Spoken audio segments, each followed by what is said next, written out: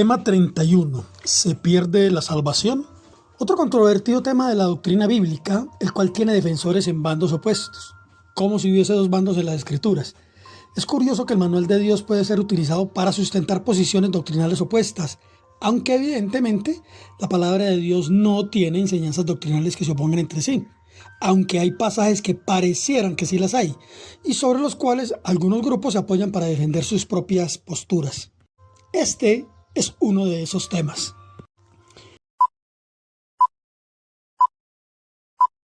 Veamos Hebreos 6, 4 al 6.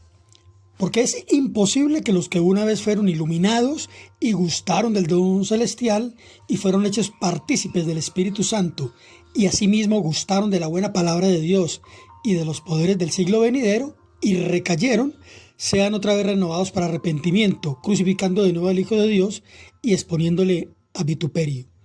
Hebreos 10, 26, 27 dice: porque si pecamos voluntariamente, después de haber recibido el conocimiento de la verdad, ya no queda más sacrificio por el pecado, sino una horrenda expectativa de juicio y de fuego ardiente que ha de devorar a los adversarios. Estos fuertes pasajes, junto con otros, parecieran demostrar que la salvación sí se puede perder. Veamos ahora pasajes que nos indican algo aparentemente diferente. Juan 6, 39, 44 dice: y esta es la voluntad del que me envió, que yo no pierda nada de lo que me ha dado, sino que lo resucite en el día final. El versículo 44: nadie puede venir a mí a menos que el Padre que me envió lo traiga, y yo lo resucitaré en el día final. Juan 10, 27 al 28 dice: mis ovejas oyen mi voz, y yo las conozco y me siguen. Yo les doy vida eterna y no perecerán jamás, y nadie las arrebatará de mi mano. Filipenses 1:6 dice: estando convencido de esto, que el que en ustedes comenzó la buena obra, la perfeccionará hasta el día de Cristo Jesús. Estos pasajes, entre otros muy esperanzadores, aseguran que una persona cristiana no puede perder la salvación. ¿Cómo llegamos a la verdad? Como siempre, solo hay una respuesta. El manual de Dios tiene la verdad, pues proviene de la verdad eterna, pero hay que conocerla precisamente desde la perspectiva de Dios, pues la mirada humana desde el huerto del Edén es relativa. Es una mezcla entre la verdad y la mentira, y cuya diferencia muchas veces es tan sutil y tan delgada que siempre llevará al engaño. Admito que por años creí que la salvación sí se podía perder, pero la amorosa verdad de Dios me llevó a ver que precisamente el amor de Dios y su poder son tan inmensos que para la gran mayoría de los creyentes la salvación no se puede perder por el hecho de cometer pecados. Lo que estoy diciendo es que la salvación, que es por gracia mediante la fe en Jesucristo, las obras no la pueden destruir. Veamos lo que dice Efesios 2:9. Porque por gracia son salvos por medio de la fe, y esto no de ustedes, pues es un don de Dios, no por obras, para que nadie se gloríe. Alguien podrá argumentar que las obras no se cuentan para ser salvos, pero sí se cuentan para perderla. Podría pensarse que hay algún sentido en esa afirmación. En el desarrollo de este tema veremos a qué conclusión llegamos. Algunos podrán decir, como lo he escuchado muchas veces, que si sostengo que al cometer pecados por parte de cristianos no se pierde la salvación, pues que eso animaría a muchas personas cristianas a pecar. Tal afirmación me da mucha tristeza, pues es una ligereza nacida de la falta de conocimiento y de fe. Cuando éramos pecadores, es decir, que practicábamos el pecado, pues estábamos sujetos a la naturaleza pecadora, nos deleitábamos en el pecado y hasta hacíamos alarde de pecar, aunque no fuésemos conscientes de ello. Pero ya siendo cristianos, cuando pecamos no nos gozamos, ni tampoco hacemos alarde de ello. Por el contrario, nos entristecemos, nos duele, nos avergüenza y por ello pedimos perdón a Dios. Y aunque eventualmente pequemos nuevamente, porque sucederá, ya no hay en nosotros una práctica de pecado. Cuando Dios creó a los ángeles, no los creó para que algunos de ellos se rebelasen, pero sucedió. ¿Por qué? No lo sé. Sabemos que el pecado entró en el mundo por un hombre, y sabemos también que el pecado no se originó en el huerto del Edén. El pecado descendió del cielo en ese ángel llamado Luzbel, que se pervirtió anidando el pecado en él, como ya lo estudiamos en el video Nuestro adversario el diablo. Dios creó a Adán y Eva y los colocó en el huerto del Edén. Les dio palabras eternas y una advertencia para que no comieran del árbol del conocimiento del bien y del mal. Ellos, al desobedecer, arrastraron a toda la humanidad en esa cataclísmica caída y en la debacle ocasionada por su pecado.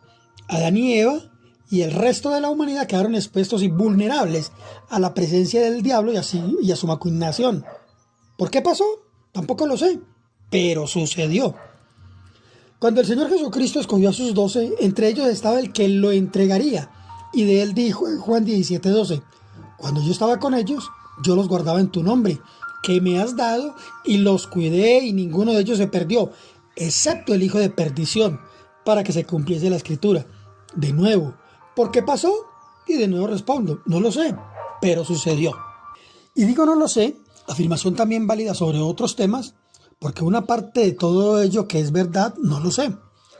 Pero conociendo al Dios eterno, creador de todo lo visible y lo invisible, hasta donde hoy me ha permitido conocerle, debo decir que la respuesta es totalmente coherente con ese Dios de inmenso amor, que es todopoderoso y que por lo tanto en su soberanía siempre ha estado en control de todo.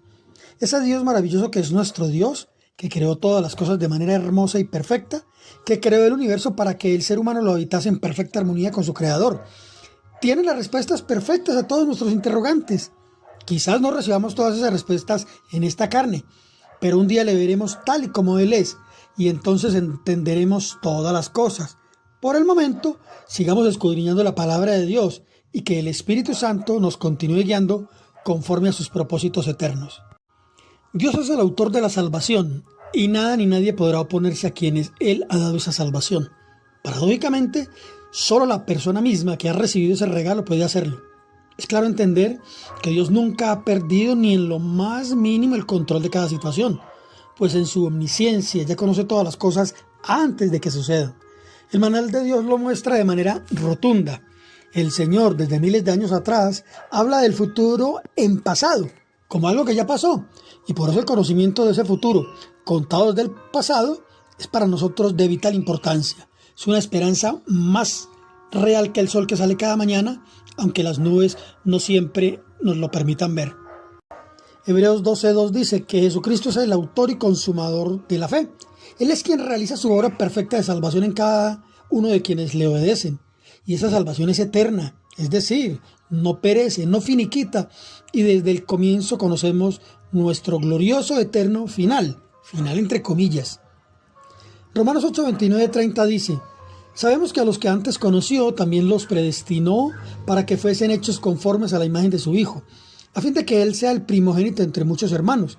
Y a los que predestinó, a estos también llamó. Y a los que llamó, a estos también justificó. Y a los que justificó, a estos también glorificó. El Señor nos muestra su victoria desde mucho antes de que sucedan los eventos. Primera de Pedro 1, del 3 al 5 dice, bendito sea el Dios y Padre de nuestro Señor Jesucristo, quien según su grande misericordia nos ha hecho nacer de nuevo para una esperanza viva por medio de la resurrección de Jesucristo de entre los muertos, para una herencia incorruptible, incontaminable e inmarchitable, reservada en los cielos para ustedes, que son guardados por el poder de Dios mediante la fe, para la salvación preparada para ser revelada en el tiempo final. Aún no hemos sido glorificados, pero sucederá cuando el Señor Jesucristo se manifieste en su segunda venida. El pasaje de Romanos dice que Él nos conoció desde antes y además nos predestinó. Me asaltan un par de preguntas. Cuando el hombre y la mujer tienen relaciones sexuales y el óvulo es fecundado por el espermatozoide, ¿cuándo entra el alma en el ser humano? ¿En ese instante? ¿Cuando el bebé sale del vientre de la madre? ¿Y el espíritu? El Salmo 139, 13, 16 dice, porque tú formaste mis entrañas, tú me hiciste en el vientre de mi madre. Te alabaré, porque formidables, maravillosas son tus obras. Estoy maravillado y mi alma lo sabe muy bien. No fue encubierto de ti mi cuerpo, bien que en oculto fui formado y entretejido en lo más profundo de la tierra. Mi embrión vieron tus ojos.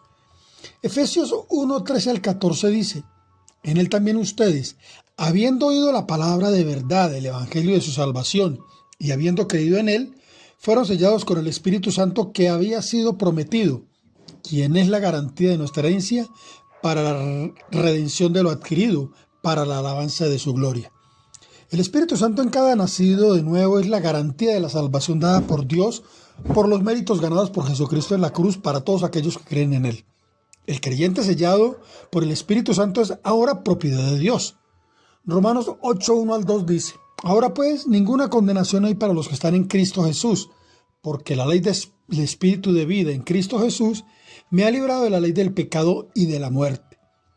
Fuimos librados de la ley del pecado, como de otra manera lo dice Gálatas 3:13. Cristo nos redimió de la maldición de la ley, habiéndose hecho maldición por nosotros, porque escrito está: maldito todo el que cuelga de un madero. La maldición de la ley, o la maldición del pecado, es en primera instancia la muerte espiritual, y todas las demás consecuencias como la enfermedad, pobreza y toda esclavitud bajo el poder del diablo. Contundentemente el manual nos enseña que la salvación es una obra y un regalo de Dios, y que depende de Él, y no de los hombres o de ningún otro poder. Ahora analicemos los otros pasajes que parecen mostrar que la salvación sí se puede perder, en lo cual yo estoy de acuerdo en parte y que explico a continuación. Hebreos 6, 4 al 6. Porque es imposible que los que una vez fueron iluminados y gustaron del don celestial y fueron hechos partícipes del Espíritu Santo y asimismo gustaron de la buena palabra de Dios y los poderes del siglo venidero y recayeron, sean otra vez renovados para arrepentimiento, crucificando de nuevo al Hijo de Dios y exponiéndolo al vituperio. Hebreos 10:39. Pero nosotros no somos de los que retrocedemos para perdición. Hebreos 10, 26 al 29 dice: Porque si pecamos voluntariamente, después de haber recibido el conocimiento de la verdad, ya no queda más sacrificio por el pecado, sino una horrenda expectativa de juicio y de fuego ardiente que ha de devorar a los adversarios. El que ha desechado la ley de Moisés ha de morir sin compasión por el testimonio de 2 o 3 testigos. ¿Cuánto mayor castigo piensan que merecerá el que ha pisoteado al Hijo de Dios, que ha considerado de poca importancia la sangre del pacto por la cual fue santificado y que ha ultrajado al Espíritu de gracia? Así que, ¿qué hacemos con estos versículos?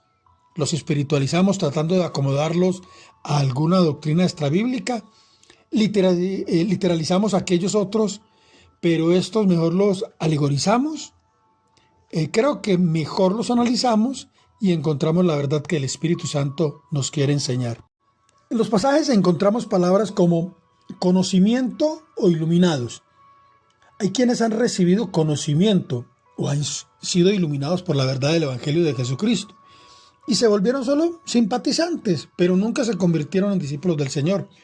Cuando de estos algunos se volvieron al mundo, se les aplica lo dicho en 2 de Pedro 2:22, pero les ha acontecido lo del verdadero proverbio: el perro vuelve a su vómito y la puerca lavada a revolcarse en el cieno. Tenemos como ejemplo al joven que seguía a Jesucristo la noche que fue apresado, que al ver los soldados salió corriendo y cuando se le cayó la manta que tenía encima quedó desnudo. Hay muchas personas en las congregaciones cristianas con una cubierta de creyentes, entre comillas, pero cuando alguna circunstancia del mundo les intimida, entonces se alejan, mostrando así la realidad de su creencia o mejor, de su incredulidad. Los textos también muestran que quienes gustaron del don celestial, es decir, del regalo de la vida eterna, y fueron partícipes del Espíritu Santo, y fueron santificados, es decir, fueron apartados para Dios, pero un día voluntariamente decidieron retroceder, indudablemente quedan expuestos al juicio de Dios. Revelaciones 3:15 dice: Te vomitaré de mi boca. El que Dios diga que vomitará a algunos, expresa, echando mano de lo obvio, que solo se puede vomitar lo que está adentro. En ese sentido se refiere a personas que fueron cristianas, parte del cuerpo de Cristo, pero que un día menospreciaron la sangre del Señor y decidieron apartarse de Dios y volverse al mundo. Así que reafirmemos que quienes voluntariamente, por su propia determinación, dan la espalda a Dios, quienes deciden vivir una vida de práctica de pecado y además se vuelven enemigos manifiestos de Dios, entonces estos sí perderán la salvación. Estos creyentes que por la razón que sea retrocedieron o recayeron, es imposible que puedan ser regenerados en su espíritu, ya que el Señor Jesucristo no volverá a crucificarse por ellos. Al final les pondré un concepto, seguramente controversial, pero que dejo como testimonio para que sea meditado en oración. Segunda de Tesalonicenses 2, del 1 al 4 dice: nadie los engañe, porque no vendrá sin que antes venga la apostasía y se manifieste el hombre de pecado, el hijo de perdición. Revelaciones 3:5 dice: de esta manera, el que venza será vestido con vestidura blanca, y nunca borraré su nombre del libro de la vida. Si el Señor dice que de los vencedores que no borrará su nombre, es porque tal acto puede llevarse a cabo, y solo Él lo puede hacer. Otra pregunta que me surge: ¿ser borrado del libro de la vida es quedar nuevamente bajo la naturaleza de muerte espiritual? Hay quienes sostienen que nada nos puede arrebatar de la mano de Dios, lo cual es cierto. El manual de Dios dice en Romanos 8:35 que ni lo alto ni lo profundo nos podrá arrebatar del amor de Dios, lo cual es cierto. No existe ningún poder que pueda hacerlo. Nuestro Dios es todopoderoso. Pero en el ejercicio de nuestro libre albedrío, un cristiano sí le puede decir a Dios: ¿sabes qué? No más contigo, me voy para el mundo. Dios, con toda seguridad, a través de su espíritu, buscará tocar el corazón endurecido de esa persona, pero no le forzará a regresar. ¿Ustedes también se quieren ir?, les preguntó el Señor a sus discípulos. Dios no es contrario a sus principios. Él nos dio libertad de decisión y no viola ese derecho que nos ha dado.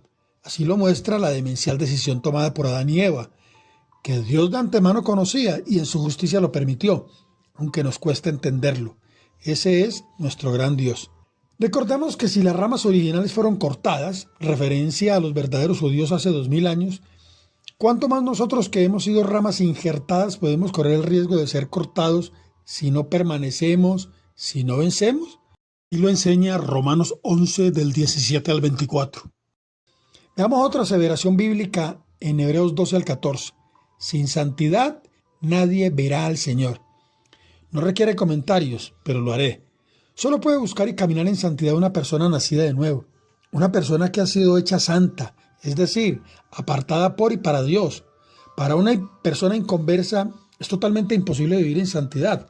Así que un cristiano que retrocede, hundiéndose de nuevo en el mundo de las tinieblas y no se arrepiente ni regresa a Dios, estará caminando sin santidad e indefectiblemente se perderá. Lo dice Dios mismo. Por ello recordemos la exhortación que se nos hace en 1 Corintios 10:12. El que quiera estar firme, mire que no caiga. Así que creo que la salvación sí la pueden perder a aquellas personas que voluntariamente escogen perderse. Aquellas quienes, como el diablo en el cielo, dieron la espalda a Dios y rechazaron totalmente su amor, su gracia y su misericordia. Esas personas terminarán acompañando al diablo, a la bestia y al falso profeta en su destrucción en el lago de fuego. Es por ello que la Biblia incesantemente nos está exhortando a correr con paciencia la carrera que tenemos por delante, como consta en Hebreos 12:1. Ahora bien, si pensamos en el lago de fuego como un lugar con fuego físico, ¿podrá este fuego destruir seres espirituales? Difícil creerlo, ¿verdad? Seguimos entendiendo entonces el fuego profético como algo simbólico.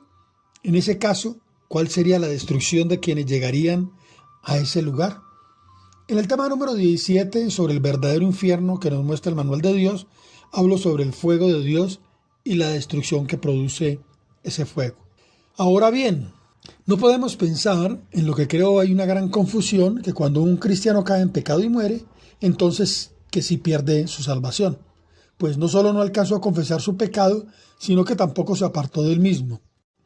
Un cristiano que muere en tal condición no perderá su salvación. Seguramente perderá galardones o recompensas y además padecerá castigo. Así que creo que los cristianos que aman más este mundo que el reino de Dios, que son cristianos carnales, serán castigados por el fuego. Como ya lo expliqué, fuego a la manera de Dios. En esa línea de pensamiento, y sin que parezca contradictorio a lo que he venido exponiendo, veamos la verdad de Dios respecto de este tema, ampliando la óptica del mismo, analizando algunos relatos bíblicos. En 1 Corintios 5:1, Pablo dice: de cierto se oye que hay entre ustedes fornicación, y tal fornicación cual ni aún se nombra entre los gentiles, tanto que alguno tiene la mujer de su padre. En los versos 4 y 5 añade: en el nombre de nuestro Señor Jesucristo, reunidos ustedes y mi espíritu, con el poder de nuestro Señor Jesucristo, el tal sea entregado a Satanás para destrucción de la carne, a fin de que el espíritu sea salvo en el día del Señor Jesús. Otro pasaje que nos muestra un caso similar lo encontramos en 1 Timoteo 1:20, la cual naufragaron en cuanto a la fe algunos, de los cuales son Himeneo y Alejandro, a quienes entregué a Satanás para que aprendan a no blasfemar. Estos hechos que registra el manual y que el Espíritu Santo usa para enseñarnos algo, nos muestra que aún lo que el diablo hace en contra de los cristianos es usado por Dios mismo para purificarles. Ya en algún momento lo dije. Creo que cuando muchos cristianos, por ejemplo, establecen patrones de salvación o santificación por lo que se come o se bebe, están haciendo de la salvación un asunto de obras y están rebajando la portentosa obra de Jesucristo. Veamos como lo dice el Espíritu Santo en 1 Corintios 3:15. Si la obra de alguien es quemada, él sufrirá pérdida, aunque él mismo será salvo, pero apenas como por fuego.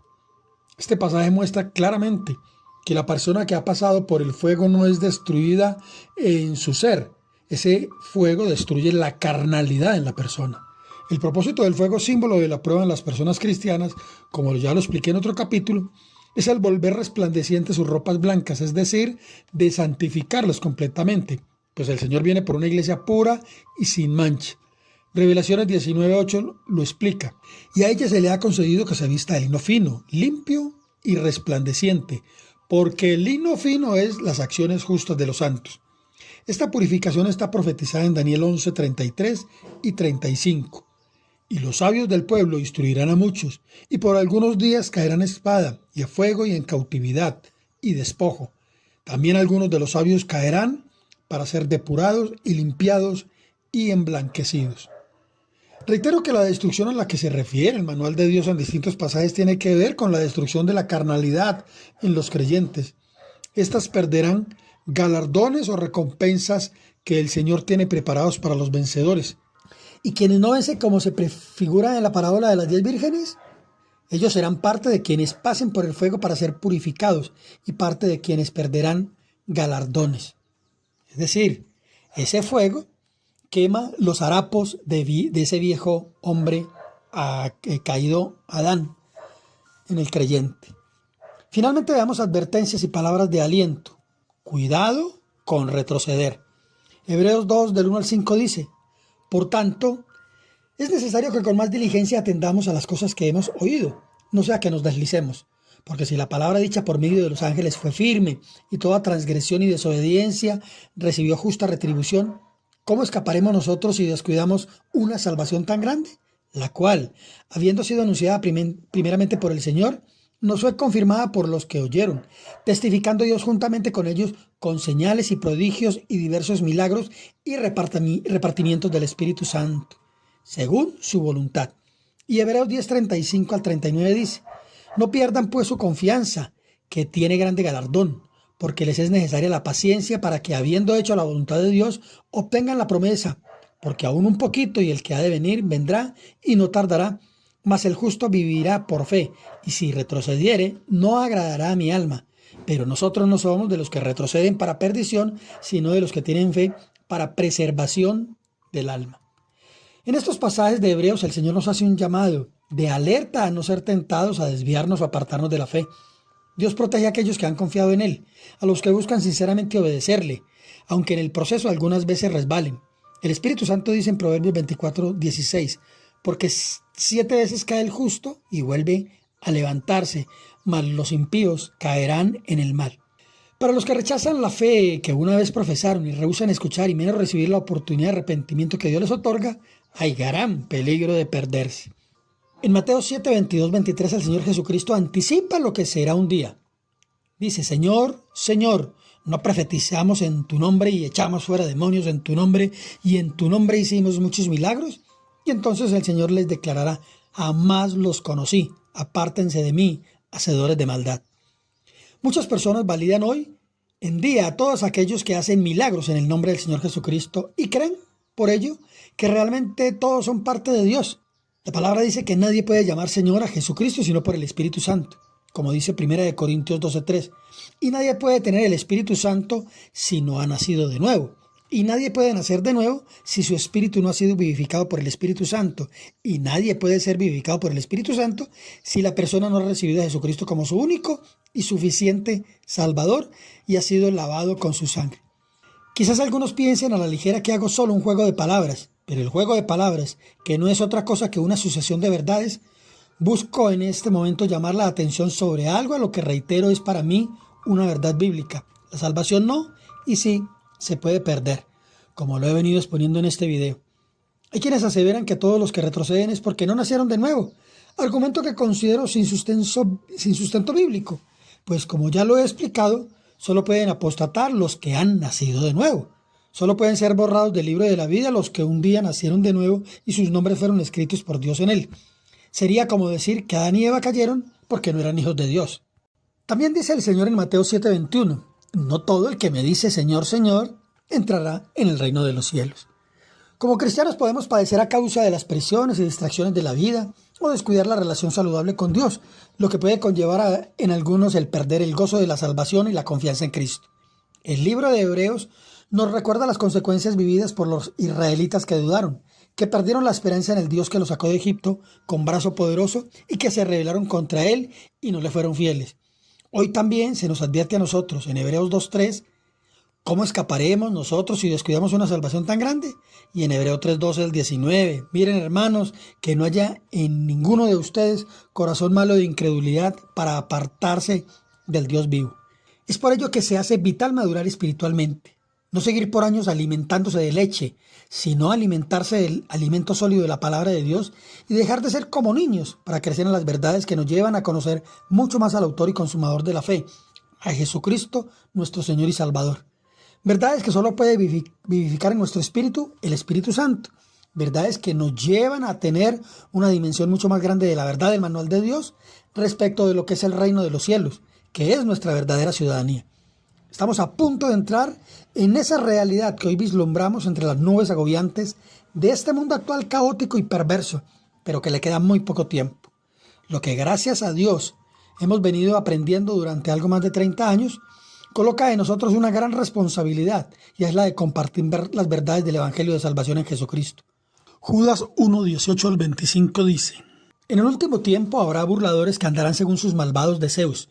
Estos son los que causan divisiones, los sensuales que no tienen el Espíritu. Pero ustedes, amados, edificándose sobre su santísima fe, orando en el Espíritu Santo, conservándose en el amor de Dios, esperando la misericordia de nuestro Señor Jesucristo para vida eterna, a algunos que dudan, convénzanlos, a otros salven, arrebatándolos del fuego, y de otros tengan misericordia con temor, aborreciendo aún la ropa contaminada por su carne, y a aquel que es poderoso para guardarlos sin caída y presentarlos sin mancha delante de su gloria con gran alegría.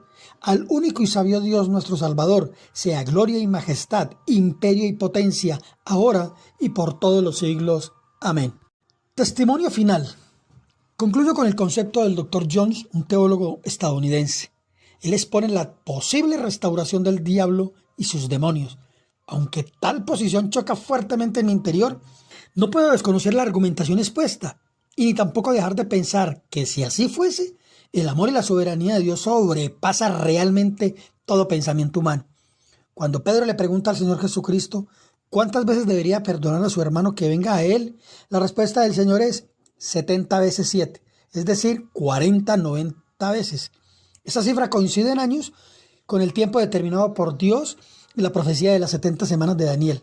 Si el Señor dice que nosotros debemos amar a nuestros enemigos y perdonarlos, y esa es la vara dada por Dios para nosotros como seres humanos, preguntémonos, ¿cuánto es el nivel de perdón de Dios mismo? Que Dios les bendiga.